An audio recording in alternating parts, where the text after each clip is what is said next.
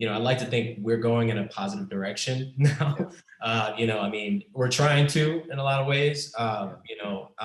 Things try to fight against that, but in that we have art to make, and that's what's so beautiful about what we do is we can make art and we can take things and put it through a lens of a positive progression. Like I think what we're doing with this. Welcome to Variety's virtual studio at Sundance. I'm senior film writer Matt Donnelly, thrilled to welcome the filmmaker and stars of Romeo and Juliet. So I guess what I would start with is, why, I don't think we have to justify why we return to Romeo and Juliet again and again, but what about this story felt, sort of apt to tell in the way you told it? Yeah, I think that, first and foremost is being able to tell the story with the representation that is in our version, and putting it into something that's relevant to young people today will make them pay attention, and maybe through that be able to get some good message in, and something that people can take something away from positively. I gotta tell you, like, a lot of the stuff that's in the final version was not written at the beginning. That's one of the great things about the format is, as we're editing, we're getting new ideas, we're getting influenced by various things, and we're like able to try it, able to play around with it. It was a lot of fun to just sit there and try things and see what made us laugh, what made us feel, and see what resonated. I didn't find it too intimidating. I found it more of a privilege and an honor to do, because we're so used to seeing white people in these roles, and to have now a cast of color. I think just in 25 years, right, since the Baz Luhrmann movie, and that's one generation that has just wanted this radical shift of how we see the world and its representation. I think that's a really beautiful thing, and I only wanted to celebrate it when I saw it.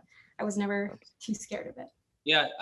Ditto. I honestly was just honored to be able to do it, and excited that that there were people backing this, you know what I mean? And that there's a whole team that's excited and believes in seeing a diverse cast. That's what made this cast so dope, is that they all jumped in and were embracing the, unconventionality of what we were doing, and the Shakespeare of it all. Like, they were just like ready to go, and that's what made me excited for them, and thankful that they just did an amazing job.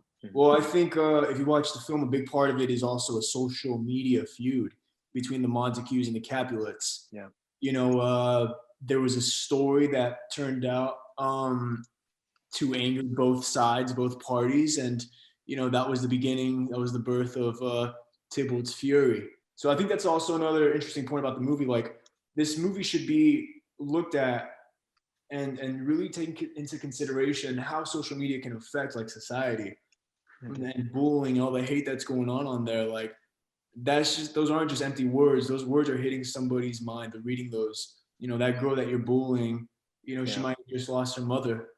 That kid that you're bullying, he may have just got in a car accident.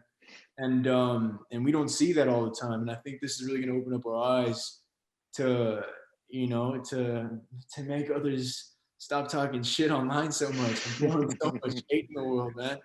And in addition to that too, I think, for me, something that was important was exploring the influence of the parents, or parents and community on kids, and like what you're supposed to do or how you're supposed to be, and having that, go with you through your life. And do you have to be beholden to that? Or can you live your life and do what you want to do away from what your parents tell you to do or your community tells you to do? And, I don't even think it's all that different from the story as it was in its origins, that there is so much outside influence that affected how the relationship ended and how it went, and so violent. And you see that here today, and that's why the format works. But I personally really wanted to bring reality to Juliet. I wanted to make her tumultuous and hormonal and fueled by all of these emotions that you get when you're 17, and things are so heightened, and you want to kill yourself over someone that you just met. And I think, if we didn't have that reality aspect to it with this great new vehicle of having people of color star, we would be missing something really huge. And why would we be doing it? You know, I think we need to be pushing it forward a little bit. I knew that there was more to who this character was for me than just being an African-American kid playing Romeo. I knew that this Romeo had truth and had honesty and wore his heart on his sleeve. And that's what I've seen across the board, because I've seen Romeo and Juliet multiple times with multiple different people. And when I say different people, I just mean like different white men. But you know, it just like, I knew what came with the typical Romeo. I just wanted it to be like Francesca said, authentic. I think as far as the Shakespeare language and the Shakespeare text, is something that I'm really familiar with. When I got this audition, I was in such a Mercutio. I feel like I'm at the Mercutio point in my life, you know? So it was really fun to just wild out. I asked Carey from the beginning, I was like, yo, can I dye my hair? Like, that was like something that I've been wanting to do in my personal life, but like never felt like I had a reason to do it other than just wanting to do it. And I was like, oh no, I need to dye my hair orange for this fucking part. So like, that was dope, you know, getting to dye my hair and wear those clothes and smoke that smoke and drink that drink and also be saying all of these, you know, stories. And he's such a character, but also has, you know, to me, he has a really, really big heart.